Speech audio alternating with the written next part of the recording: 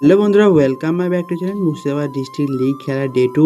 আর আজকে কোথায় খেলাটি হচ্ছে এবং কাদের সঙ্গে খেলাটি হচ্ছে সবই বলতে চলেছি আজকে এই ব্লগে বলতে হবে। চলো বেশি না বকে ব্লগটা শুরু করা যাক। দুদিনকার মতনই ব্যাগটা গুছিয়ে নিয়েছিলাম, খাবার জলে বোতল নিয়েছিলাম, ওই যেগুলো প্রয়োজনীয় সেগুলো নিয়েছিলাম। ফাইনালি পিঠে ব্যাগটা লাগিয়ে বেরিয়ে বাস স্ট্যান্ড যাবো দেশে, কারণ বহরমপুর বাস হতে তার জন্য ফাইনালি বাস স্ট্যান্ড পৌঁছে যায় এবং বাসে চেপে দেখি বাসে একটা সিট নেই, তাই আমাদেরকে দাঁড়িয়ে যেতে হয় বহরমপুর।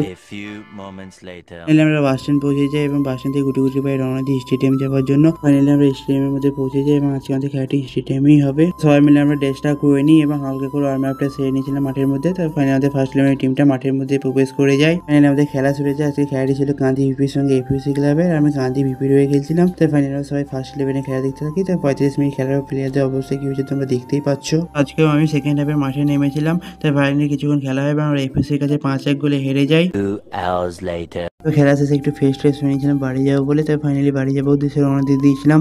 যাই হোক, আমরা এখন বাড়িতে থাকি। তোমরা এরকম মিনি ব্লগতে আমাদের সাবস্ক্রাইব করো। Tata, bye bye.